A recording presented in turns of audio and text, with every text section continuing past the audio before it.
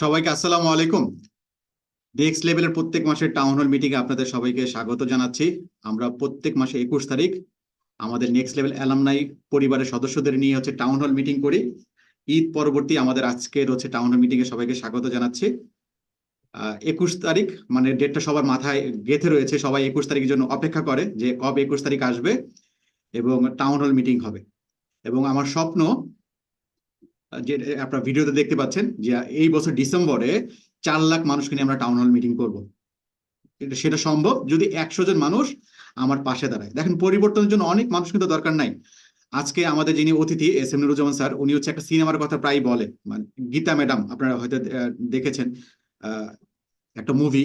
এই গীতা ম্যাডাম একটা স্কুলকে পরিবর্তন করে দেয়, মানে একজন গীতা ম্যাডাম একটা স্কুলকে আমূল পরিবর্তন করে দেয়। পরিবর্তনের জন্য অনেক মানুষ দরকার নাই, একজন মানুষ ইনিশিয়েটিভ নিবে, তারপর তাকে শুধু সহযোগিতা করলেই হয়ে যাচ্ছে। তাহলে ইন্স্যুরেন্স নিয়ে কাজ করার প্রচুর সুযোগ আছে। এই আমি আলামিন মোহাম্মদ চাকরি বাকরি ছেড়ে এটা নিয়ে যেহেতু কাজ শুরু করেছি, আমার শুধু 100 জন মানুষ আমার পাশে থাকলেই হচ্ছে। এই 100 জন মানুষকে দিয়ে এই বীমা শিল্পে আমূল পরিবর্তন আনা সম্ভব। আমরা 10টা রেকর্ডেড কোর্স নিয়ে এসেছি। এই 10টা কোর্স করলে আপনার ফাউন্ডেশন হয়ে যাবে। আমি যখন দেখেছি যে কেউ যখন বীমা পেশা জয়েন করে সে শুরুতে ট্রেনিং পায় না, কিন্তু এই 10টা কোর্স করলে তার ফাউন্ডেশন ট্রেনিং হয়ে যাবে। সে বীমা কি, কিভাবে বীমার দাওয়াত দিতে হয়, কিভাবে বীমা পলিসি ক্লোজ করতে হয়, জীবন বীমার অবলিখন কি, এরকম গুরুত্বপূর্ণ বিষয়গুলো নিয়ে আমাদের ট্রেনিং গুলো সাজানো হয়েছে। এবং যে কোনো সময় সে করতে পারবে, তার মুঠো ফোনে যে কোনো সময় করতে পারবে এবং লাইফ টাইম সে এক্সেস পাচ্ছে। অর্থাৎ এই আলামিন মোহাম্মদ যদি মারাও যায়, মারা তো অবশ্যই যাবো, মানে হচ্ছে মারা যাওয়ার পরও এই কোর্সগুলো আপনারা দেখতে পারবেন, করতে পারবেন। ঠিক আছে, এগুলো হচ্ছে রেকর্ড করা, যে কোনো সময় আপনারা করতে পারবেন। তাহলে করণীয় কি? আপনি নিজে এই কোর্সগুলো করবেন এবং আরেকজনকে করতে উদ্বুদ্ধ করবেন। অর্থাৎ আপনি প্রত্যেক মাসে একজনকে যদি কোর্স করতে উদ্বুদ্ধ করেন, 100 জন মানুষ প্রত্যেক মাসে যদি একজনকে কোর্স করতে উদ্বুদ্ধ করে, আমরা দেখলাম যে ডিসেম্বর মাসে গিয়ে আমরা 4,09,000 মানুষের কাছে পৌঁছাতে পারবো। যে সামান্য একটা কাজ কি, আমি নিজে কোর্স করব এবং প্রত্যেক মাসে শুধু একজনকে কোর্স করতে উদ্বুদ্ধ করব। তাহলে কি বিশাল পরিবর্তন চলে আসতেছে। ছোট্ট ছোট্ট স্টেপস ধারাবাহিকভাবে যদি করেন, তাহলে এটা বিশাল পরিবর্তন চলে আসে। আজকে টাউন হল মিটিং এ আমরা যে বিষয় নিয়ে আলোচনা করব সেটা হচ্ছে বীমা আইন নিয়ে। বীমা আইন কিভাবে পলিসি হোল্ডারদের হচ্ছে অধিকার রক্ষা করে, তাদেরকে সুরক্ষিত করে। এই বিষয়গুলো যদি আমরা জানি, তাহলে আপনি গ্রাহকদেরকে আশ্বস্ত করতে পারবেন। অনেকের ভিতর হচ্ছে ভয়, যে এটা এমএলএম কোম্পানি না তো, এটা হাই হাই কোম্পানি না তো, এরকম অনেক ভয় আছে। তাহলে সেই ভয়গুলো হচ্ছে কিভাবে দূর করবেন। এবং বীমা আইনে, বাংলাদেশে বীমা আইন যেটা করা হয়েছে, আমি যেমন হচ্ছে একটা কোর্স ডেভেলপ করেছি, গল্পে গল্পে শিখি বীমা আইন। ওটা ডেভেলপ করার জন্য আমি হচ্ছে 10 দিন ধরে বীমা আইন পড়েছি, তারপর সবগুলো বিধি পড়েছি, সবগুলো প্রবিধান পড়েছি, সবগুলো আমাকে আগে নিজে পড়তে হয়েছে। এবং পড়ে যেটা দেখলাম, খুবই সুন্দর এবং চমৎকার একটা আইন। এখন যেটা হচ্ছে এটা বাস্তবায়ন করতে হবে। অর্থাৎ আইন খুব চমৎকার একটা আইন করা হয়েছে এবং এটা গ্রাহকদের কিভাবে সুরক্ষিত করতেছে, এই বিষয় নিয়ে আজকে আমরা আলোচনা করব। এবং আমাদের আজকে যিনি আলোচক এস এম নুরুজ্জামান স্যার, তিনি হচ্ছে জেনিক ইসলাম লাইফের হচ্ছে সিইও। ওনাকে হচ্ছে ফ্লোর দিব। ফ্লোর দেওয়ার আগে হচ্ছে আমরা কিছু ঘোষণা শেয়ার করতে চাই। আপনি যদি বীমা পেশায় লং টার্ম কাজ করতে চান, যদি লিডারশিপ পর্যায়ে থাকতে চান, তাহলে হচ্ছে আপনাকে বীমা আইন সম্পর্কে জানতে হবে। আমি দেখলাম অধিকাংশ মানুষ বীমা আইন জানে না। তখন আমি কি চিন্তা করলাম যে মানুষ বীমা আইন জানে না কেন, বা আইনের প্রতি আমাদের ভীতি একটা কাজ করে কেন। আমিও যখন হচ্ছে ভার্সিটিতে পড়াশোনা করতাম, তখন লেবার ল পড়তে হয়েছিল। তখন এগুলো হচ্ছে মানে খুবই কঠিন লাগতো। কেন কঠিন লাগতো? আইনের ভাষা বুঝি না, খুবই কঠিন। এরপর আমি যখন হচ্ছে স্টোরি টেলিং নিয়ে হচ্ছে আমি একটা কোর্স করি ইন্ডিয়ান গল্প দিদির কাছ থেকে। ওনার কাছ থেকে হচ্ছে 2 দিন ব্যাপী হচ্ছে টিওটি করি স্টোরি টেলিং এর উপর, অর্থাৎ গল্প কিভাবে বলতে হয়, গল্প কিভাবে বানাতে হয়। তখন চিন্তা করলাম যে যদি এই বীমা আইন নিয়ে যদি একটা গল্প বানানো যায়, যে গল্পটা মনে রাখলে বীমা আইনটা একদম পরিষ্কার হয়ে যাবে, তাহলে কেমন হয়। সেই চিন্তা থেকেই আমি হচ্ছে 2 দিন ব্যাপী একটা কোর্স ডেভেলপ করেছি, গল্পে গল্পে শিখি বীমা আইন। এই প্রশিক্ষণটা আগামী 27 27 ও 28 জুন অনুষ্ঠিত হবে। এবং এই প্রশিক্ষণে জয়েন করলে বীমা আইনটা আপনার জন্য পরিষ্কার হয়ে যাবে। দেখেন, আমরা বীমা আইন জানি না তাই আইন মানি না, এটা বললে তো পার পাওয়া যাবে না। মানে আমি আইন জানি না দেখে হচ্ছে পার পাবেন সেটা না। আপনার যেমন হচ্ছে আপনি এটা করলে যে গুনাহ, এটা আপনি জানতেন না, এর জন্য হচ্ছে আপনি কি মানে গুনাহ হবে না আপনার জন্য? আপনার তো গুণা তো হবেই। মানে জানি না দেখে তো পার পাওয়ার কোনো সুযোগ নাই। ঠিক একইভাবে আপনি আইন জানেন না দেখে হচ্ছে অপরাধ থেকে মাপ পেয়ে যাবেন, সেটা তো না, আপনার সাজা ভোগ করতে হবে। তাহলে বিমা আইন জানার সুযোগ করে দিচ্ছে কে? এই নেক্সট লেভেল। মানে বাংলাদেশে আহ বিমা আইন নিয়ে আমরা গল্পে গল্পে শিখি বিমা আইন, এটা একটা চমৎকার একটা কনসেপ্ট। এবং এটা পাইলট বেসিসে আমি শুরু করেছি, এবং এটা যদি সাকসেসফুল হয় তখন ল ডিপার্টমেন্টও এটা নিয়ে কাজ করবে। যেমন আমরা গল্পে গল্পে শিখে বিমা আইনে কি করব, 10 জনের হচ্ছে 10 জন বন্ধুর একটা গল্প তুলে ধরবো, যারা একটা বীমা কোম্পানি ফর্ম করে, এবং বীমা কোম্পানি ফর্ম করে কিভাবে একসময় বীমা কোম্পানির অবসান হয়। এই গল্পের ভিতরেই বীমা আইনের বিভিন্ন ধারাগুলো আমরা তুলে ধরবো। তাহলে হচ্ছে এই প্রশিক্ষণটা আপনাদের অনেক ভালো লাগবে, কারণ গল্প আমাদের এমনি ভালো লাগে, মনে থাকে। আর গল্পটা মনে রাখলে দেখবেন হচ্ছে বীমা আইনের সব বিষয়গুলো চলে আসতেছে। দেখেন, বীমা আইনে বলা আছে একজন এফ এর আচরণ বিধি কি হবে। আমরা সেই আচরণ বিধি জানি না, মানিও তো না। তাহলে আচরণ বিধিগুলো জানতে হবে তো। এবং আজকে আমরা আলোচনা করব, যেমন হচ্ছে আইডিআর এ খসড়া গ্রাহক সুরক্ষা গাইডলাইন তৈরি করেছে, যেটা হচ্ছে খসড়া করার পর্যায়ে আছে, ভবিষ্যতে খুব শীঘ্র আসবে। সেই গ্রাহক সুরক্ষা গাইডলাইন সম্পর্কে কিন্তু আমরা অনেকে জানি না। সেই গ্রাহক সুরক্ষা গাইডলাইন এবং বীমা আইনে গ্রাহকদেরকে জন্য কি কি বিষয় আছে, সেই বিষয়গুলো নিয়ে আজকে আমরা আলোচনা করব। তাহলে আগামী 27-28 জুন গল্পে গল্পে শিখি বীমা আইন 2010 এই প্রশিক্ষণে আপনাদেরকে জয়েন করার আমন্ত্রণ জানাচ্ছি। আর আজকে হচ্ছে বীমা আইন কতটা গ্রাহক বান্ধব সেটা নিয়ে আজকে আমরা আলোচনা করব, এবং এই আলোচনাটা সেখানেও থাকবে। আপনারা জানেন 21 তারিখ হচ্ছে আমরা আরেকটা কাজ করি, আমরা হচ্ছে নিউজ লেটার পাবলিশ করি। আমাদের অলরেডি আজকে নিউজ লেটার পাবলিশ হয়ে গেছে। আমাদের নিউজ লেটার দাম মাত্র হচ্ছে 10 টাকা, কিন্তু সারা বছরের জন্য যদি সাবস্ক্রাইব করেন তাহলে মাত্র 100 টাকা। এবং প্রত্যেক মাসে নিউজ লেটারে আমরা গুরুত্বপূর্ণ বিভিন্ন লেখা পাবলিশ করি, এবং এগুলো পড়লে আপনার সেলিং স্কিল ডেভেলপ হবে। যেমন এই মাসে নিউজ লেটারে আমরা যেমন বীমা আইন কতটা গ্রাহক বান্ধব এটা নিয়ে হচ্ছে আমার একটা আর্টিকেল লেখা আছে, আমরা তো আলোচনা করবোই। তারপর হচ্ছে আমি আমার মতো একটা লেখা লিখেছি। তারপর আপনি কি জানেন শিবখেরা বীমা পেশা কাজ করতেন? যে আপনারা যেমন যে অনেকেই এই বইয়ের উদাহরণ দেন যে তুমিও জিতবে, ইউ ক্যান সেল। এই দুইটা বইয়ের লেখক হচ্ছে শিবখেরা। সে শিবখেরা একসময় বীমা পেশায় কাজ করতেন। তাহলে তার জীবনী আমরা তুলে ধরেছি। তারপর জেলা পরিচিতি বগুড়া। আমার একটা স্বপ্ন হচ্ছে বাংলাদেশের 64টা জেলা হচ্ছে ট্রেনিং করাবো। আমি ইতিমধ্যে 41টা জেলায় ট্রেনিং করিয়েছি, আর অল্প কিছু জেলা বাকি আছে।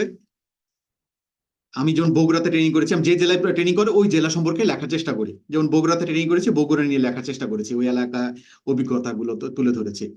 তারপর আমি প্রত্যেকটা নিউজ লেটার হচ্ছে একটা গল্প তুলে ধরি, এবং সেই গল্পের মোরাল অফ দ্য স্টোরি, গল্প থেকে শিক্ষণীয় কি সেটা। আর একটা নিত্য নতুন ভুল করুন, মানে ভুল থেকে যে কিভাবে শেখার বিষয় আছে এই বিষয়ে একটা আর্টিকেল আছে। তাহলে এই নিউজ লেটার যদি হচ্ছে সংগ্রহ করতে চান, আমাদের ওয়েবসাইট থেকে নিউজ লেটার সাবস্ক্রাইব করতে পারেন। অনেকে যদি বলেন যে হচ্ছে আমি নিউজ লেটার কিভাবে সাবস্ক্রাইব করতে হয় জানি না, তাহলে আমার বিকাশ নাম্বার 019194633330, এই নাম্বারে 100 টাকা সেন্ড মানি করে আপনার ইমেল আইডি দিলেই আপনার আপনার ইমেলে নিউজ লেটার চলে যাবে। আমরা হচ্ছে আরেকটা ইনিশিয়েটিভ শুরু করেছি, সেটা হচ্ছে বীমা জয়িতা নামে আমরা একটা প্রোগ্রাম শুরু করেছি। আপনারা জানেন বীমা জয়িতা জাতীয় বীমা নীতিমালাতে সরকার যেমন হচ্ছে একটা টার্গেট নিয়েছে যে ইন্স্যুরেন্সের পেনিট্রেশন 4% হবে, যদিও সেটা আমরা এখন পর্যন্ত ডেভেলপ করতে পারি নাই। তারপর এখন পর্যন্ত আইডিআর এর লাস্ট অনুযায়ী আমরা হচ্ছে বাংলাদেশের জনসংখ্যার 10% মাত্র বীমার আওতায় এসেছে, এখনো 90% মানুষ বীমার আওতায় আসে নাই। তাহলে 90% মানুষকে যদি আমরা বীমার আওতায় আনতে চাই, তাহলে নারী পুরুষ নির্বিশেষে সবাইকে একসাথে কাজ করতে হবে। এবং আমি দেখেছি যে বীমা পেশা নারীদের জন্য চমৎকার একটা পেশা, কিন্তু এই পেশায় নারীরা এফএ পর্যায়ে কাজ করলেও তারা লিডারশিপ পর্যায়ে যায় না। কিন্তু তাদের কিন্তু প্রচুর সুযোগ আছে, আমরা নারী প্রধানমন্ত্রী পাচ্ছি, নারী স্পিকার পাচ্ছি, কিন্তু বীমা পেশায় নারীরা লিডিং পর্যায়ে নেই, খুবই অল্প। একটা কোম্পানির যেমন চেয়ারম্যান হচ্ছে নারী, আরেকটা কোম্পানির এমডি হচ্ছে নারী, খুবই অল্প। আমরা চাচ্ছি নারীদের গল্প যদি আমরা তুলে ধরি, তাহলে নারীরা আরো আগ্রহী হবে। তাহলে আপনার পরিচিত এরকম যদি কোনো সফল নারী থাকে যিনি বীমা পেশায় ভালো করেছে, তার সংসার চালাচ্ছে সুন্দর মতো, তাহলে তাদের গল্পগুলো আমাদের এই বীমা জয়িতা প্রোগ্রামের মাধ্যমে তুলে ধরার সুযোগ আছে। আপনারা হচ্ছে নমিনেট করতে পারেন। আমরা 100 জন নারীর গল্প তুলে ধরতে চাই এই বীমা জয়িতা প্রোগ্রামের মাধ্যমে। এবং এই বীমা জয়িতা প্রোগ্রামের মাধ্যমে আমরা ব্র্যান্ডিং করতে চাই, বীমা পেশা একটা ব্র্যান্ডিং করতে চাই, বীমা পেশা যে চমৎকার পেশা, এই পেশায় যে স্বাবলম্বী হওয়া যায়, এই গল্পগুলো আমরা তুলে ধরতে চাই। যে যেমন ডক্টর মোহাম্মদ ইউনূস মানে ক্ষুদ্র ঋণের মাধ্যমে যেমন ব্র্যান্ডিং করে যে হচ্ছে ক্ষুদ্র ঋণ নিয়ে হচ্ছে এই করেছে, নারীরা এই করেছে সে করেছে। আমরা চাই ক্ষুদ্র ঋণ না, আমরা বীমা পেশার মাধ্যমে নারীরা যে স্বাবলম্বী হতে পারে সেই গল্প তুলে ধরতে চাই। মানে ঋণ তো একটা অভিশাপ, মানে ঋণের মাধ্যমে তো বড়লোক হওয়া যায় না, এটা ঋণ হচ্ছে একটা অভিশাপ। আমরা ঋণ মুক্ত না, নারীরা ঋণ মুক্ত হয়ে নারীরা যেন হচ্ছে বীমা পেশার মাধ্যমে স্বাবলম্বী হতে পারে সেই গল্প তুলে ধরতে চাই। ইতিমধ্যে বীমা জয়িতার 5টা পর্ব প্রচারিত হয়েছে, 6ষ্ঠ পর্ব খুব শীঘ্রই প্রচারিত হবে। আপনারা আপনার পরিচিত বীমা জয়িতাদেরকে এই প্রোগ্রামে আসতে উৎসাহিত করতে পারেন। ওকে, এবার হচ্ছে আমাদের হচ্ছে আজকের আলোচনা যে বীমা আইন নিয়ে হচ্ছে আমরা আলোচনা করব। আমি হচ্ছে নুরুজ্জামান স্যারকে একটু রিকোয়েস্ট করব যদি হচ্ছে একটু ক্যামেরাটা অন করা যায়, যে কি সম্ভব কিনা। S M Nuruzzaman sir.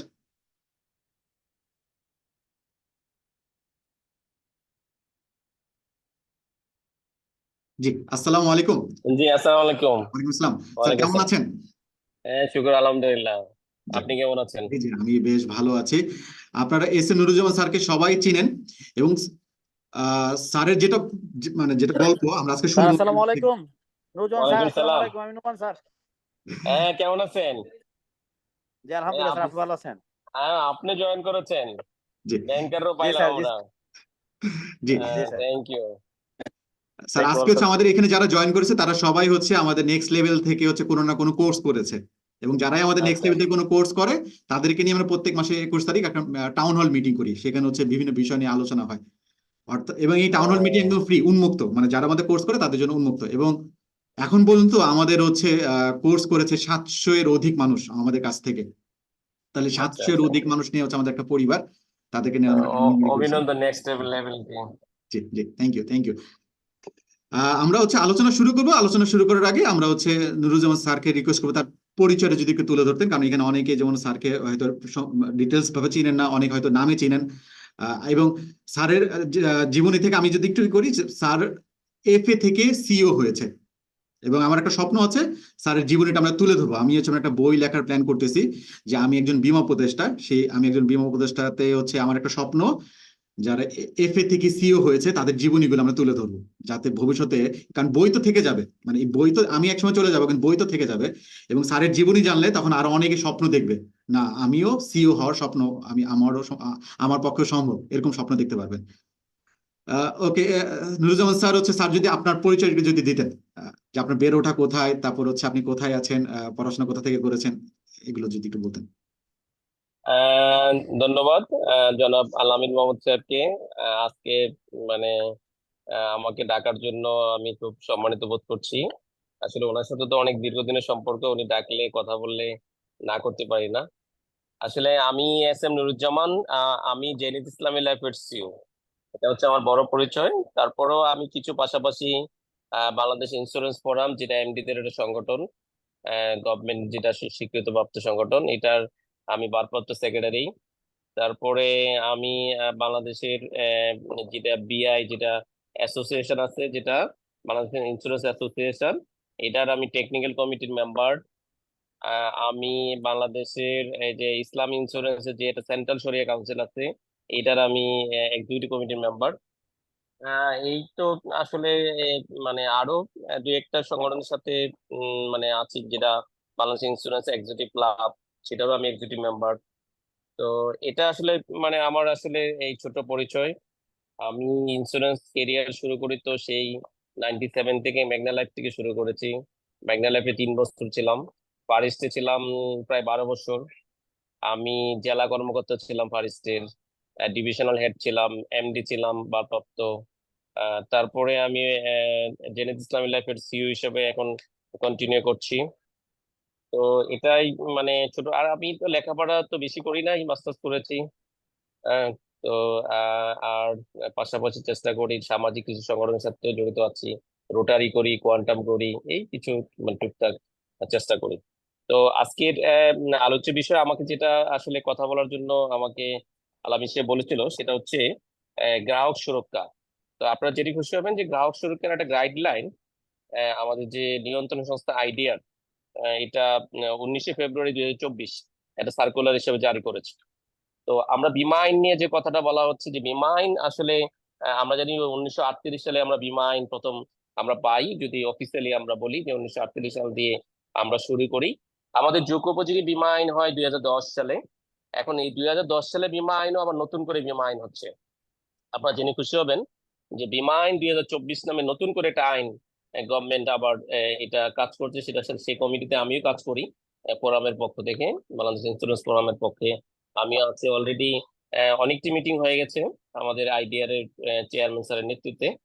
তো সেখানে দেখা যায় যে এখন যে বীমা আইনটা আছে, এই বীমা আইনের 90% আমরা প্রবিধান গুলো করেছি। আপনারা জানেন যে শুধু আইন হলে হয় না, আইনের কিছু প্রবিধান লাগে, যেটা আমরা যদি বলি যে আমরা যেমন কোরআন পড়ি, কোরআনের যেমন আমাদের হাদিস জানতে হয়, তাফসীর জানতে হয়, ঠিক আইনের কিছু প্রবিধান মালা জানতে হয়। তো আইনের প্রবিধান মালাগুলো যেখানে মানে আমাদের হয়েছে, সেখানে আমাদের আবার নতুন যুগ উপযোগী একটা বীমা আইন 2024 নামে শুরু হয়েছে। আমি জানি না এটা 24 এটা শেষ হবে কিনা, যেহেতু এটা মিনিস্ট্রিতে যাবে, মিনিস্ট্রি যাওয়ার পরে আবার ল মিনিস্ট্রিতে যাবে, বিশেষ করে ল মিনিস্ট্রি শেষ করার পরে এটা সংসদে যাবে।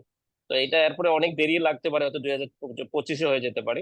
তো সেটার সাথে কাজ করেছি। তো আজকে যেহেতু বীমা সুরক্ষা গাইডলাইন, সেখানে সুরক্ষার জন্য আমরা যদি বলি আইন বলতে আমরা যেটা এখন বুঝি সেটা হচ্ছে বীমা আইন 2010। আর কর্তৃপক্ষ বলতে আমরা যেটা বুঝি সেটা হচ্ছে মানে কর্তৃপক্ষ হচ্ছে আইডিআর কে বোঝানো হয়। আর 2010-এর 12 নম্বর আইন, সেটা একটা কর্তৃপক্ষের জন্য আলাদা একটা আইন করে দিয়েছে আইডিআর কি কাজ করবে। তা আমরা যদি আমরা শিরোনামে যদি যাই, সেটা হচ্ছে বীমা গ্রাহক সুরক্ষা গাইডলাইন 2024 নামে একটা মানে শিরোনাম আছে। সেখানে আপনি আপনারা জেনে খুশি হবেন যে গ্রাহক সুরক্ষার জন্য অনেকগুলো মানে আপনার স্টেপ নেওয়া হয়েছে বীমা আইনে। সেখানে বীমাকারী কর্পোরেট গভর্নেন্স গাইডলাইন 2023, এটা 2023-এ একটা কর্পোরেট গভর্নেন্স গাইডলাইন মানে চালু হয়েছে। তারপরে সেখানে বলা হয়েছে বীমা পরিশোধ সংক্রান্ত নীতিমালা, কিভাবে বীমা পরিশোধ করবে সেটার জন্য একটা গাইডলাইন 2023-এ আসছে। তারপরে বীমা পরিকল্পনা পণ্য বিক্রয়ের ক্ষেত্রে গ্রাহক সুরক্ষা নিশ্চিত পদ্ধতি, সেগুলো আপনারা যদি এটা এই কাগজটা আমি দুইভাবে দিতে পারি, আপনি আপনাদেরকে আলামিন মোহাম্মদ সাহেবকে দিয়ে দিতে পারি, অথবা আপনার আইডিআর ওয়েবসাইটে গেলেও এই পুরো ডিটেলসটা আরো মানে আপনারা পাবেন। সেখানে বীমাকারী এজেন্ট বা বোকার জরিপকারী এজেন্ট, বীমাকারীর দায়িত্ব কর্তব্য কি, সেটা আইনে কি বলা আছে, সেগুলো কিছু কিছু কথা বলা হয়েছে। তারপরে বীমা গ্রাহকের তথ্য গোপনীয়তা, আমরা যে আসলে তথ্যটা গোপন করি না, এই তথ্যটা যে গোপন রাখার বিষয়, সে বিষয়ে বলা আছে। বীমাকারীর দায়িত্ব কর্তব্য, বীমাকারী বলতে কোম্পানিকে বোঝানো হচ্ছে। তারপরে আছে গ্রাহক সুরক্ষা নিশ্চিত করে গ্রাহকের সচেতনতা বৃদ্ধির করণীয়, অভিযোগ নিষ্পত্তির ব্যবস্থা, একটা অভিযোগ আসলে সে অভিযোগ কিভাবে হবে, অভিযোগ এবং আহ, আহ, মানে এটার অবসান কিভাবে হবে, অভিযোগ নিষ্পত্তিকারীর বীমাকারী ব্যর্থতা এবং বীমা নিষ্পত্তি আইনিং ব্যবস্থা। আমি যদি একেবারে ইয়ার থেকে শুনে আসি যে বীমা নিষ্পত্তির বিষয়ে আইনি কি ব্যবস্থা আছে। এটা গ্রাহকের বীমা বিষয়ে প্রথম আপনারা জানেন যে ধরেন কোনো কোম্পানির সাথে গ্রাহক তার মানে প্রাপ্য বিষয়টা সে পায় নাই, তার সাথে সাথে তাকে আইডিআর কে মানে জানানো হচ্ছে তার সবচেয়ে ব্যস্ত হয়ে। আইডিআর সেখানে একটা বিরোধ নিষ্পত্তি কমিটি আছে, একজন অবসরপ্রাপ্ত বিচারপতির মাধ্যমে উনি চেয়ারম্যান, এর মধ্যে বিরোধ নিষ্পত্তি কমিটি করে। ওইখান থেকে যদি সে মানে সংক্ষুব্ধ হয় যে না, সে তার মানে ঠিক মতো তার বিচারটা পায়নি, তাহলে সে সরাসরি আদালতে যেতে পারে। আমরা অনেক সময় সরাসরি আদালতে চলে যায় বা অন্য অন্য সংস্থায় চলে যায়, এটা আসলে রাইট হয় না, সে কথাগুলোই আসলে বলা হয়েছে। তারপরে আমরা যে এই যে মানে আমরা বিশেষ করে যে বীমা আইনে যে গ্রাহকদের এই যে বিশেষ করে এখন যে বাংলাদেশের যেটা প্রবলেম, যে কয়েকটা কোম্পানি ক্লেম দিচ্ছে না, এই ক্লেমের জন্য আমরা আসলে কি করতে পারি। সেখানে মানে কোম্পানিগুলোকে আইনে বলা হচ্ছে 90 দিনের মধ্যে ক্লেম সেটেল করতে হবে, এটা আইন বলে দিয়েছে। যদিও এখন অনেক কোম্পানি, আমাদের কোম্পানি সহ অনেকগুলো কোম্পানি মানে 1 সপ্তাহের মধ্যে তার ক্লেম সেটেল করছে, সেটা অনেক ভালো দিক, কিন্তু সেখানে আইনে 90 দিনের জন্য বলা হয়েছে। যদি 90 তবে দিনের মধ্যে সংশোধন করতে 45 দিন করা হচ্ছে, মানে নতুন সংশোধনীতে। হ্যাঁ, নতুন সংশোধনী আসছে। আমি নতুন সংশোধনীর জন্য আসলে ওইটা আসলে বলছি, যতক্ষণ মতো আইনটা আইনে ইয়া না হবে, হয়তো দেখা যাবে এটা আবার 90 দিনে চলে যাচ্ছে। তো আচ্ছা। আমরা যদি 90 দিনেও দিতাম, তাইলেও আমাদের আসলে ভালো কিছু ছিল, মানে এক্সাম্পল আমরা দাঁড়াই করতে পারতাম যে আইনের মধ্যে আছে। আমরা আসলে এটা আইনের মাধ্যমে আমরা থাকতে পারছি না। তো এটা একটা বিষয়। তো এই বিষয়গুলো নিয়ে আমরা আমরা নিজেরা যারা আমরা যারা সংগঠন করি তারাও খুব মানে চিন্তিত যে কয়েকটা কোম্পানির জন্য বদনাম হচ্ছে। তো এখানে অনেকগুলো বিষয় আপনারা জেনে খুশি হবেন যে সেখানে কর্পোরেট যে গভর্নেন্স যে মানে আমাদের 2023-এ সেখানে কিন্তু খুব সিরিয়াসলি কিছু বলা হয়েছে যে এটা আগে কিন্তু শুধু আমাদের একটা ক্লেম কমিটি ছিল, এখন এটা কিন্তু ক্লেম কমিটিও না। সেখানে আপনার এই যে অভিযোগ প্রতিকার কমিটি, যে অভিযোগগুলো আসে তার একটা কি ব্যবস্থা নিচ্ছে সে বিষয়গুলো, এবং বলা হয়েছে যে আমরা এখন কিন্তু একটা আইডিয়া নতুন করে যে কাজটা করেছে যে আমরা যে মানে ক্লেম পরিশোধ গুলো করেছি সেগুলো যেমন বোর্ড অফ ডাইরেক্টরস এর যেগুলো আমরা রিজেক্ট করছি কেন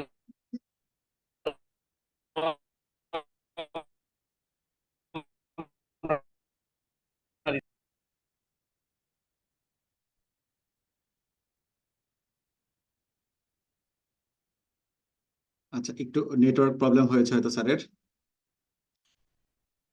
আচ্ছা, আমরা যদি বীমা আইনটা যদি একটু অ্যানালাইসিস করি, যে তাহলে আমরা সেখানে দেখবো যে হচ্ছে বীমা আইনে বলা হচ্ছে লাইফ ফান্ড, মানে ই করা লাগবে এবং আলাদা তহবিল থাকা লাগবে লাইফ ফান্ড নামে। সরি, আমার লাইনটা হঠাৎ করে ডিসকানেক্ট হয়ে গেছিল। জি জি স্যার, কন্টিনিউ করেন প্লিজ। কন্টিনিউ করছি। তো এটা এই বিষয়গুলো কিন্তু এখন আসলে আপনারা জানেন যে মানে আসলে মানে সুরক্ষার জন্য যে কথাটা বলতে চাই যে এখন প্রশ্ন আসতে পারে যে আমরা কেন এই আইনে আজকে এই যে অনেক কোম্পানির ব্যাপারে অভিযোগ আসতেছে যে কেন অভিযোগগুলো এই বর্তমানে সেটার মানে সত্যিকার অর্থে হচ্ছে কি আমরা যখন বিশেষ করে এই যে আমার 2010 সালে বিশেষ করে বিনিয়োগ প্রবিধান মালা, এই বিনিয়োগ প্রবিধানটা হয়েছে অনেক পরে। এই বিনিয়োগ প্রবিধান মালাটা হইতে দেরি হয়েছে।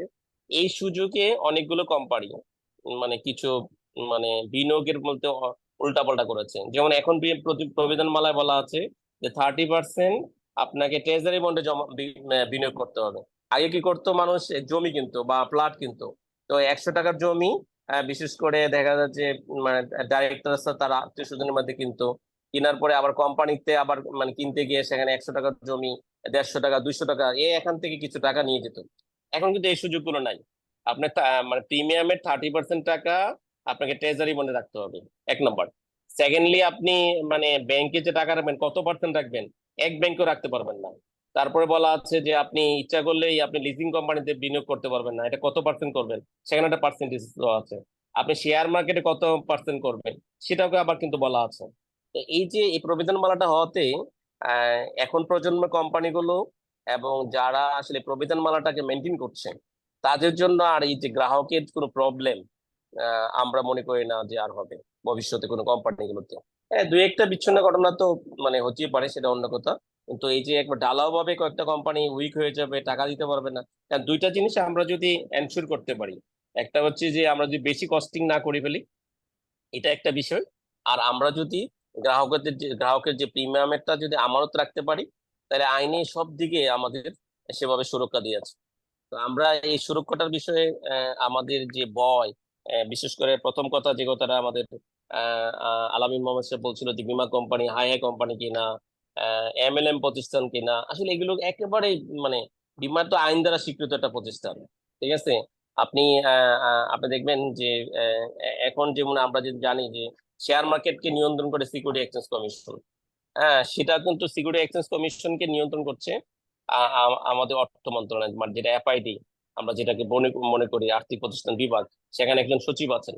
তো ঠিক সেভাবে আমাদের টোটাল বীমা কোম্পানি নিয়ন্ত্রণ করতেছে আইডিআর এ, যেমন ব্যাংকগুলোকে নিয়ন্ত্রণ করে বাংলাদেশ ব্যাংক। তো এই জন্য বাংলাদেশে আসলে বর্তমানে এই যে মানে বিশেষ করে নতুন প্রজন্ম এবং এবং পুরানদের মধ্যে অনেক ভালো কোম্পানি আছে। শুধু দু তিনটা কোম্পানির জন্য আমরা টোটাল ইন্ডাস্ট্রিকে আমরা পুরা নেগেটিভ হিসাবে আমরা চিন্তা করি। আসলে আমরা মনে করি যে এখন যে কর্পোরেট গভর্নেন্স হয়েছে, তারপর আবার নতুন যুগোপযোগী আবার 2024 সালে যে আইনটা আসতেছে, আর আমরা 2010 সালে আইনটাও যদি আমরা মেনটেন করি, আমরা যদি আমরা মনে করি যে বীমা কোম্পানি যে ভয় ভীতি আমাদের, বিশেষ করে আপনারা যারা এখানে পার্টিসিপেন্ট আছেন তাদেরকে বলবো যে মানে আপনারা যদি মানে দেখবেন যে এখন কিন্তু ডিজিটালের যুগে, এখন কিন্তু আগে আগে মানুষ এই যে চেকে টাকা দিত, এখন কিন্তু চেকেও দিচ্ছে না, গ্রাহকের তার বিকাশে টাকা দিচ্ছে। আপনার রকেটে, নগদে, তারপরে আপনি বিএফটি করে তার অ্যাকাউন্টে টাকা চলে যাচ্ছে। এখন কিন্তু মানে খুব দ্রুতভাবে দিচ্ছে, এবং এটা কিন্তু আমরা আসলে মানে ঠিকভাবে আমরা প্রচারণা করি না। শুধু নেতিবাচক এক দুইটা যেটা দেয় না, সেটা ফেসবুকে বা আমরা মিডিয়াতে আমরা পাই, কিন্তু হাজার হাজার কোটি কোটি টাকা কিন্তু মানুষ পরিশোধ করছে। তো এটা একটা ভালো দিক। আমরা মনে করি যে আমরা যদি আমরা আইনটা যদি পুরোটা সবাই মিলে আমরা একটু দেখি, যেহেতু এটা আইনটা বাংলাতে আছে, এটা আরো একটু সহজ। ইংরেজি থাকলে হয়তো আমাদের জন্য এটা কষ্টদায়ক হতো।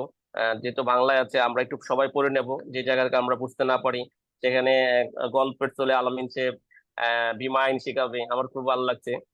আমি তো মনে করি যে এখানে সবাই শেখানো দরকার গল্পের চলে। আসলে আপনারা দেখেন যে আমরা কিন্তু বীমা আহ, মেলা করেছি। একসময় আমাদেরকে বলা হয়তো যে বৃক্ষ মেলা হয়, বীমা মেলা হবে কিভাবে, আমাদের কিন্তু বীমা মেলাটা জনপ্রিয় হয়েছে। ঠিক আমি মনে করি যে গল্পের চলে যে বীমা আইন, এটা একটা খুব সুন্দর হবে। আসলে ট্রেনিং নিয়ে আলামিন সাহেব অনেক চেষ্টা করছে। উনি নিজেই বলছে যে 41টা জেলাতে উনি ট্রেনিং করেছে, বাকি কয়েকটা জেলা রয়েছে। আমি কিন্তু মনে করি যেটা ওনার জন্য আসলে খুব মানে কঠিন কাজ হবে না। আসলে ট্রেনিংটা না জানলেই, বীমাটা তো একটা মানে জটিল বিষয়, আমাদের সবার কিছু জানার দরকার আছে। আমরা কিন্তু সেই বিষয়ে আসলে জানতে চাই না, বিশেষ করে লেখাপড়া করতে চাই না। তা আমরা মনে করি যদি সবাই মিলে একটু ওনার ট্রেনিং এ যেমন আমরা হেল্প করবো, পাশাপাশি নিজেরও একটু আপডেট হবে। আমরা আপডেট করতে পারলে বীমা আইন না, বীমার সব সফলতাগুলো আমরা নিতে পারবো, এবং আইডিয়ারকেও আমরা সহায়তা করতে পারবো। তো আমার এই সংক্ষিপ্ত আলোচনা, যদি কারোর প্রশ্ন থাকে আমি প্রশ্ন সুযোগ দিয়ে আমি শেষ করছি। আল্লাহ হাফেজ, আসসালামু আলাইকুম। জি, ধন্যবাদ স্যার। আপনারা চাইলে প্রশ্ন করতে পারেন। আহ স্যার, সবার একটা কমন প্রশ্ন থাকে, একটা ভালো কোম্পানির চেনার উপায় কি? মানে আপনি যদি বলতেন, হ্যাঁ, মানে একটা গ্রাহক যখন পলিসি করবে কি কি জিনিস দেখে করবে, যে এই কোম্পানিতে পলিসি করা যাবে নাকি যাবে না। মানে একটা গ্রাহক যখন পলিসি করতে যাবে তার কি কি দেখা উচিত? এটা তো আসলে মানে মানে সুন্দর প্রশ্ন। মানে গ্রাহক মানে যেটা আসলে দেখা দরকার যে এই গ্রাহক এই কোম্পানির বিগত যদি বয়স যতদিন হয়েছে কোম্পানি, আমি তো, কারণ কোনো কোম্পানি 3 বছর বয়সও আছে, এই জন্য আমি তো আসলে তাকে আমি ছোট করছি না। আমি যেটা দেখা দরকার যে তার এই 3 বছরে যদি মানে যে ক্লেম হয়েছিল, এই ক্লেম পেমেন্টের হারটা কেমন, তার তার অবস্থানটা কেমন। এখন বয়স যদি ছোট হয় তাহলে তো তাকে দেখতে হবে তার বোর্ডে কারা কারা আছে। এটাও একটা দেখার বিষয় যে এখানে বোর্ডে ডাইরেক্টরস গুলো কে কে, তারা মানে আগের বিজনেসে তারা সফল কিনা, এই বিষয়গুলো দেখা দরকার। আর কোম্পানিটা যদি বড় হয় তাহলে লাইফ প্ল্যান দেখা দরকার। আমি এই জন্য ছোট থেকে আসলাম। তারপরে যদি কোম্পানিটা যদি আরো বড় হয়, তাহলে সে পলিসি বোনাস কেমন দিচ্ছে, তার কোম্পানিতে আরো বড় হচ্ছে শেয়ার মার্কেটের কি অবস্থা। তো এই বিষয়গুলো সবগুলোই আসা তো সবচেয়ে বেশি দরকার হচ্ছে ক্লেম সেটেলমেন্টের তাদের প্রক্রিয়াটা কি, এবং ক্লেম সেটেলমেন্টে তারা ডিজিটাল ভাবে ইয়া করছে কিনা, মানে এগ্রি করছে কিনা।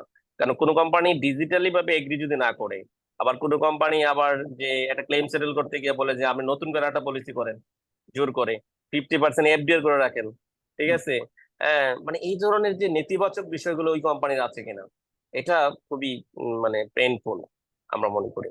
তা আমরা মনে করি যে কারণ পলিসি তো সে নিজের ইচ্ছাকৃত ভাবে করবে, যেটা আপনি বলেছেন যে মাত্র 10% মাত্র আমরা পলিসি করেছি, সেখানে 90%-এর মতো আমাদের পলিসি করার ব্যবস্থা আছে।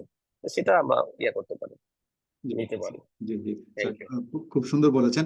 আমি স্যারের যদি কথাই করি, যেমন স্যার কিন্তু বলেছেন 20% কোম্পানি হয়তো দেখা যাচ্ছে দোষ আছে, 80% কোম্পানি কিন্তু ভালো। অর্থাৎ 36টা লাইফ ইন্স্যুরেন্স কোম্পানির 80% কিন্তু ভালো, 20%-এর নামে দুর্নাম হয়, এবং নেগেটিভ জিনিস প্রচুর বেশি প্রচার হয়, এবং সবার মাথার ব্রেনে ঢুকে গেছে যে বীমা মানে খারাপ জিনিস। আমার আমার বন্ধু বান্ধব যাদের সাথে বিমানে কথা বলা হয়, সবার একটা নেগেটিভ, যে বীমা খারাপ, বীমা খারাপ। এই যে সবার ভিতর নেগেটিভ একটা মানে পারসেপশন, ধারণা বীমা খারাপ, কিন্তু 80% কিন্তু কোম্পানি ভালো। এখন ভবিষ্যতে করণীয় কি? মানে যে বীমার এই পজিটিভ জিনিস যদি আমরা ছড়াইতে চাই, আমি যেমন বীমা জয়িতা নামে প্রোগ্রাম শুরু করেছি, এখানে ক্লেমের অভিজ্ঞতা তুলে ধরছি, বীমা পেশার মাধ্যমে যে ভালো করা যায়, বীমা যে বিপদে পাশে দাঁড়ায়, এই গল্পগুলো আমি তুলে ধরছি আমার মতো করে। আর কি কি করা যেতে পারে, বা এফএদের করণীয় কি, মানে বীমার পারসেপশন চেঞ্জ করার জন্য? স্যার যদি একটু বলতেন, যে সবাই খালি জানে বীমা নেগেটিভ নেগেটিভ, কিন্তু বীমার বীমা মানে পজিটিভ জিনিস, এই পারসেপশন দূর করার জন্য কি করণীয়, স্যার যদি বলতেন।